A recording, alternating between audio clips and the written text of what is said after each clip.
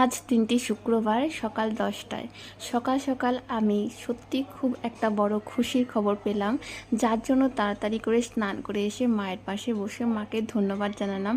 এটা শুধুমাত্র সম্ভব হয়েছে মায়ের জন্য। আজ মায়ের জন্য আমি আজকে যে আমার খুশিটা, সত্যি বলছি, শুধুমাত্র মায়ের জন্য পেয়েছি। জয় কৃষ্ণকালী মায়ের জয়, জয় সোনা মায়ের জয়, জয় মঙ্গলা মায়ের জয়।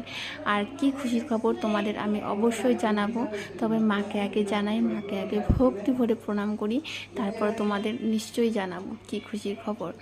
জীবনে কিছু করতে গেলে, কিছু পেতে গেলে অনেক অনেক কষ্ট পার করে তারপরে কিন্তু আমাদের এসে উঠে দাঁড়াতে হয়, নাহলে কিন্তু আমরা দাঁড়াতে পারি না। কষ্ট দুঃখ দেখে, জ্বালা যন্ত্রণা দেখে যদি আমরা পিছিয়ে পড়ি তাহলে কিন্তু হবে না। এই যে আমার হাতে প্রদীপটা দেখছো, প্রদীপটা যখন জ্বালাই তখন কিন্তু ধিমি ধিমি জ্বলে।